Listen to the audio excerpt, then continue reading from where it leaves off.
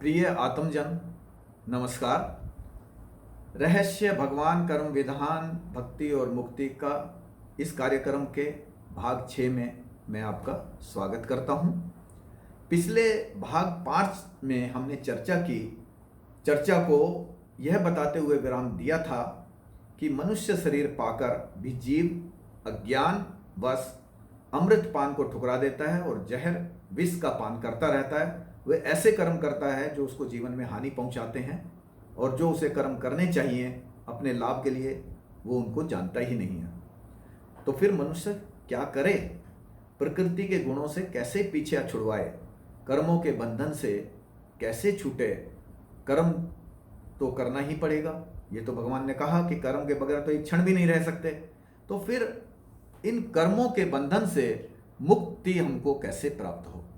आज हम अपनी चर्चा का आरंभ यहीं से करेंगे। भगवान श्री कृष्ण ने गीता में कहा है, गीता अध्याय 3 श्लोक 8 में, नीतम कुरु कर्म त्वम कर्म ज्यायो ही अकर्मणा शरीर यात्रा अपि च ते न प्रसिद्ध्येत अकर्मणा। मतलब कर्तव्य कर्म, नीतम कुरु कर्म त्वम, जो तुम्हारे कर्तव्य कर्म है, जो कर्म तुम्हें करने चाहिए अपने लिए, समाज के लिए, परिवार के लिए, देश की आवश्यकताओं की पूर्ति के लिए, वो और शास्त्र विहित कर्म हो, उनकी मान्यताओं के अनुसार कर्म हो, वो नियत कर्म तो तुझे करने ही चाहिए।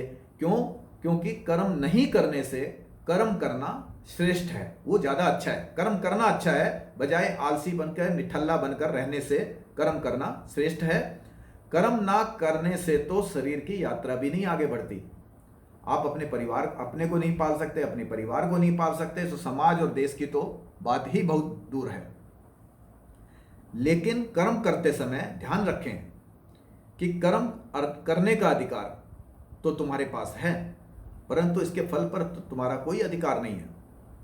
भगवान कृष्ण गीता के अध्याय 2 47वें श्लोक में बताते हैं, कर्मण्यवाधिकार अस्तु माँ फलेषु कदाचना माँ कर्म फल हेतुर्भूमा ते संग अस्तु अकर्मणि। कर्तव्य कर्म जो तुझे करना चाहिए वह कर्म करने का अधिकार तो तुझे है, पर फल का अधिकार तेरे पास नहीं है। इसलिए तू कर्म के फल की इच्छा लेकर, उसकी कामना लेकर काम नहीं कर, कर्म नहीं कर, उसका हेतु मत बन, कर्म फल का हेतु नहीं बन। और ना ही तू कर्म करके ना ही तू कर्म न करने के लिए आसक्त हो। अगर तेरी इच्छा होती है कि कर्म मैं करता ही नहीं, वो आसक्ति को भी तू नहीं पाल। आलसी बनकर नहीं रहना है, निठल्ला बनकर नहीं रहना, कर्म तो करना ही पड़ेगा। और जब कर्म करना ही है तो आसक्ति रहित होकर, ममता रहित होकर कर, अपने नियतम कर्म, जो आपके नियत कर्म है, जो कर्तव्य कर्म है, उनको तू कर। ये कर्म किस भावना से करने हैं?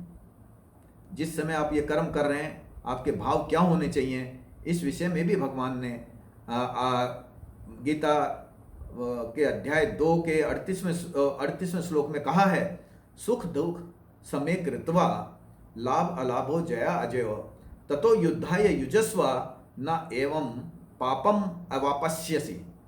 सुख दुख, जय पराजय, लाभ हानि को समान समझ, इनको समान समझते हुए अर्जुन तू युद्ध कर। तो अगर तू ऐसा करेगा तो पाप को प्राप्त नहीं होगा, भगवान ने अर्जुन से कहा है। लेकिन हमारे लिए क्या संदेश है? हमारे लिए संदेश युद्ध करने के लिए नहीं, हमारे लिए कर्म, अपना नियतम कर्म करना ही हमारे लिए युद्ध करना है। हम अपने कर्म को अच्छी तरह से उसका पालन करें और उस समय हमें सुख दुख, लाभ हानि, जय विजय, हार जीत की अपेक्षा नहीं रखनी चाहिए। उनको समान समझकर हमें ये काम करना चाहिए। आपने जाना, कर्म तो करना ही पड़ेगा।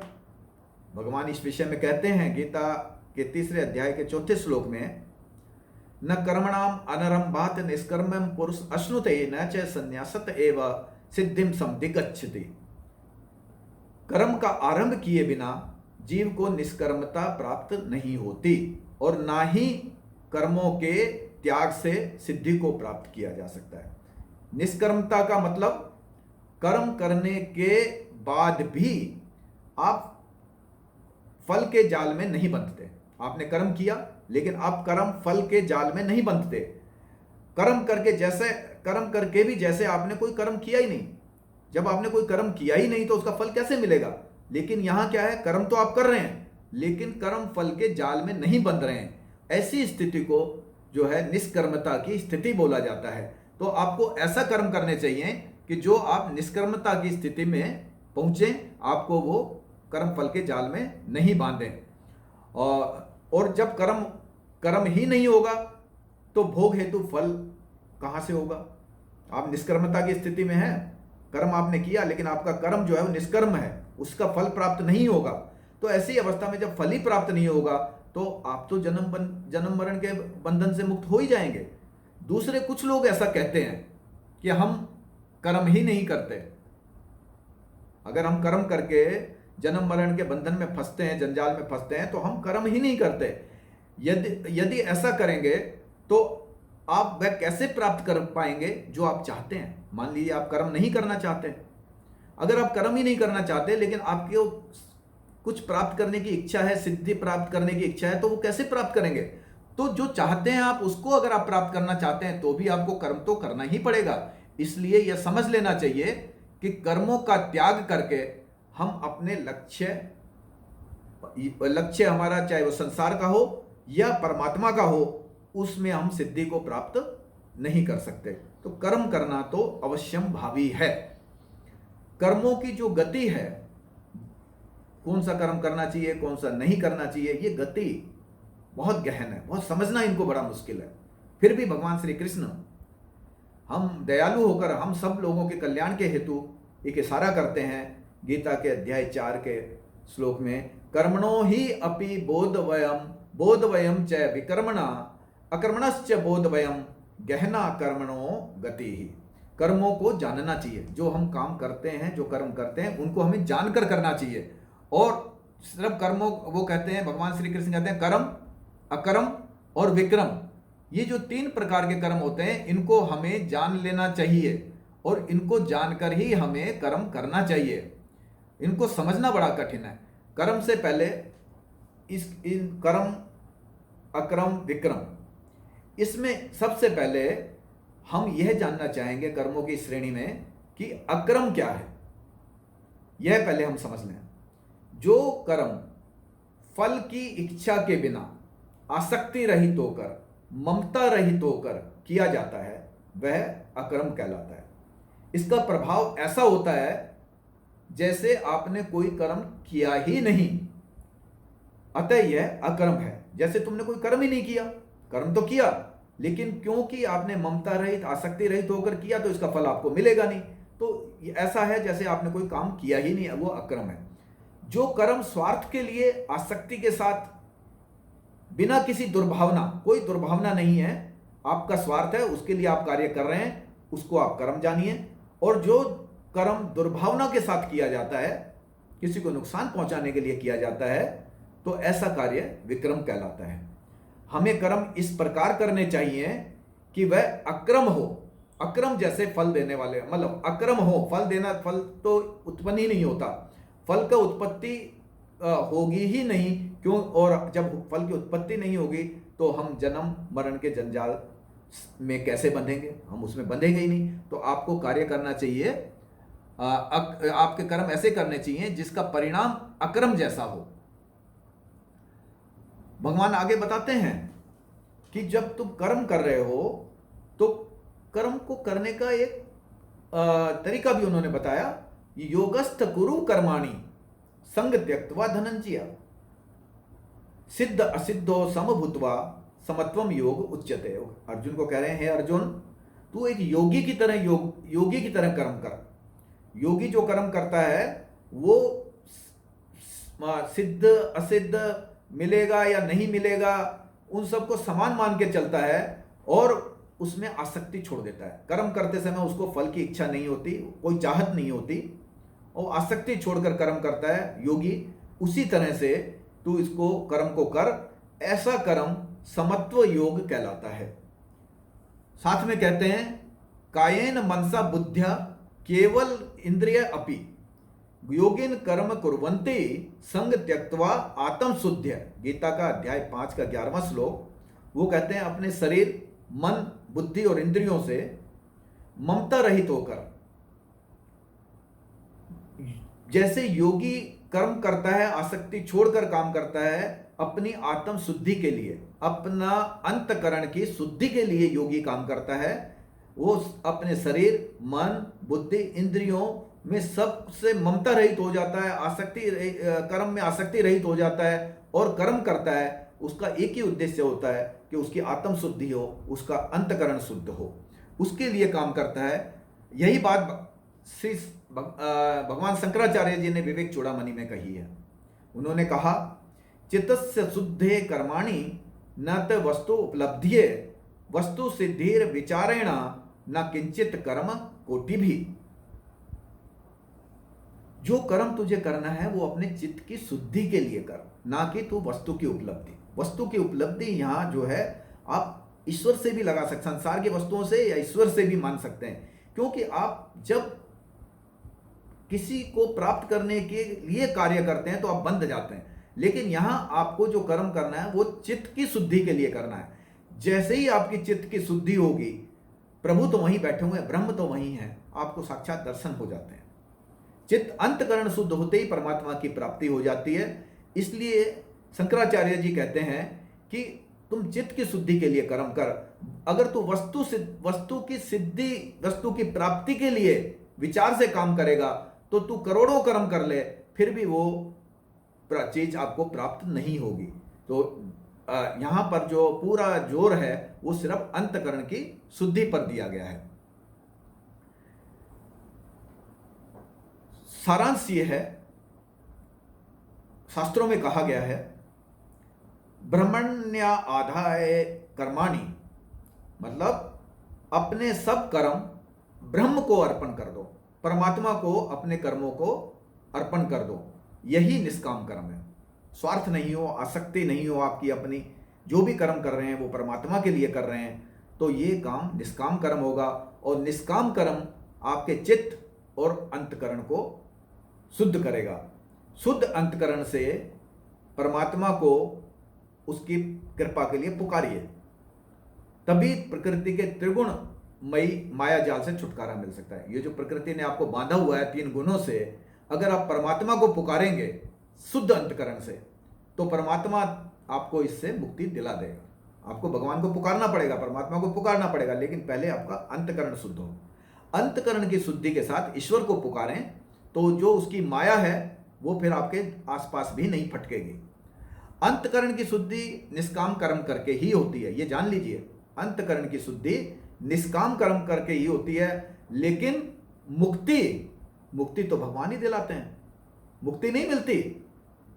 आप अंतकरण की शुद्धि कर लेंगे, मुक्ति भगवान दिलाते हैं। भगवान को पुकारना तो पड़ेगा, उनसे प्रेम करना होगा, उनका सामीप्य प्राप्त करना होगा। उसके लिए आप उसे पुकारिए, ना कि सांसारिक इच्छाओं की पूर्ति में लगे रहें।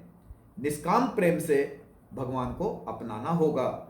निश्चित मानो भगवान की कृपा ऐसे भक्त पर अवश्य होती है। जब आप प्रभु को प्यार करते हैं तो वो आपसे दूर कैसे रह सकते हैं। भगवान कृष्ण ने गीता में अर्जुन को बताया है कि 4 तरह के सुकृत जन उनको भजते हैं, पुकारते हैं। ये मैंने अपने पहले प्रोग्राम में, पिछले भाग में भी बताया है। चतुर्विधा भजन्ते माम जना सुकृतिनो अर्जुना आर्तो जिज्ञासु अर्थार्थी ज्ञानी निचय भरत ऋषभ तेसाम ज्ञानीन नित्य युक्ता एक भक्ति विशिष्यते प्रियो ही ज्ञानीन अत्यर्थम अहम सचय मम प्रिया। यहां माम और मम शब्द चूंकि कृष्ण ने स्वयं के लिए कहे, अपने लिए कहे हैं, तो क्या कृष्ण ही भगवान है? अन्य भगवान नहीं है? जो दूसरे विग्रह हैं वो क्या भगवान नहीं है? क्या ब्रह्म, परमात्मा और भगवान एक ही सर्वसत्ता ईश्वर के नाम नहीं है? क्या ब्रह्म अलग है, परमात्मा अलग है, भगवान अलग है? क्या ये सर्वसत्ता ईश्वर के नाम नहीं है? साक्षात कृष्ण जो है वो सगुण साकार है, क्या वही भगवान है? ये एक सवाल पैदा होता है। और भगवान ने यहाँ कहा है, यहाँ माम और मम शब्द कहने का मतलब है कि मैं ही ईश्वर हूँ, भगवान हूँ। तो ये एक तरह का संशय उत्पन्न करता है, इसको भी हम दूर करें। श्रीमद् भागवत में आया है कि ब्रह्म इति परमात्म इति भगवान इति शब्दते। स्पष्ट है कि ये एक ही ईश्वरीय सत्ता के भिन्न भिन्न नाम है, भिन्न भिन्न रूपों में प्रकटीकरण है। कहीं निराकार है तो कहीं साकार है, कहीं निर्गुण है तो कहीं सगुण है। वही साकार, वही व्यापक, सर्वव्यापक, वही दृश्य है, वही अदृश्य है। ब्रह्म निराकार, ब्रह्म, पहले हम ब्रह्म की बात करते हैं। ब्रह्म निराकार है, व्यापकता का द्योतक है, व्यापक है, सर्वव्यापक, निराकार है। और परमात्मा, परमात्मा निराकार है और सगुण है, सगुण का द्योतक है। निराकार है लेकिन सगुण है। और भगवान, भगवान सगुण भी हैं और साकार भी हैं। वो निराकार नहीं है, भगवान साकार है। भगवान कृष्ण यहाँ पर सगुण साकार के रूप हैं। हमने आपको ब्रह्म, परमात्मा और भगवान में सब एक ही ईश्वरीय सत्ता के विभिन्न विभिन्न रूप हैं, प्रकटीकरण है, लेकिन यह हमने आपको अलग अलग तरीके से समझाया। यह सब ईश्वर के ऐश्वर्य गुण से ही संभव होता है। ईश्वर के जो षट ऐश्वर्य गुण हैं, वो ऐश्वर्य शक्ति है, उससे ये सब चीजें संपन्न होती हैं। इस संबंध में गीता का श्लोक अविनाशी तु तत्विधि येन सर्वम इदम ततम, जो सर्व जगह व्यापक है, ब्रह्म रूप की व्याख्या करता है। वो ब्रह्म जो है वो सब जगह व्यापक है। और गीता में भगवान कृष्ण खुद कहते हैं अविनाशी तु तत्विधि, उसे समझ अविनाशी, इसको वो अविनाशी है। कौन? येन सर्वम इदम ततम, जो सब पूरे जगह छाया हुआ है, सर्वव्यापक है। रामचरितमानस की तो चौपाई भी यही कहती है, नेति नेति जेहि वेद निरूपा, निज आनंद निरूपादि अनुपा, शंभु विरंची विष्णु भगवाना, उपजहि जासु अंश ते नाना। उसके अंश से शंभु विरंची विष्णु, कई भगवान पैदा होते हैं, नाना भगवान साकार रूप उत्पन्न होते हैं। ये परमात्मा व्यापक चेतन स्वरूप की व्याख्या है। और रामचरितमानस की ही अगली चौपाई देखेंगे तो वहां आता है एक अनेहि अरूप अनामा, एक अनेहि अरूप अनामा, अज सचिदानंद परधामा, विश्व व्यापक विश्व रूप भगवाना, तेहि धर देहि देह चरित कृत नाना। एक अनि, अनि मीन्स उदासीन, उनसे कोई लेना देना नहीं, उदासीन। और अरूप है, रूप नहीं है, निराकार है, अनाम है, कोई नाम नहीं है, अज है, वो अजन्मे हैं, सचिदानंद परम धामा, व्यापक, सब जगह व्यापक है, विश्व व्यापक, विश्व। और जो विश्व के रूप में आपको दिखे भगवान है, तेहि धर देहि चरित कृत नाना, वही जो निराकार ब्रह्म परमात्मा, वही देह धरकर जो है अपनी लीला कर रहा है, चरित्र दिखा रहा है। और भगवान राम और कृष्ण की तरफ यही इशारा है। सगुण साकार को भगवान के रूप में इंगित करता है। यह ईश्वर की प्राप्ति के लिए यह आवश्यक नहीं है कि सगुण साकार के दर्शन हो। कई लोग कहते हैं यार मुझे भगवान दिखाई नहीं देता। यह आवश्यक नहीं है कि आपको सगुण साकार के दर्शन होंगे तो ही ईश्वर प्राप्त होंगे। यदि भक्त के हृदय में आनंद उतर आता है तो समझ लीजिए कि उसे ईश्वर की अनुभूति हो गई है। अनंत आनंद आ रहा है एक भक्त के हृदय में, वो हमेशा आनंद की स्थिति में बना रहता है, तो उसे परमात्मा प्राप्त हो चुके हैं।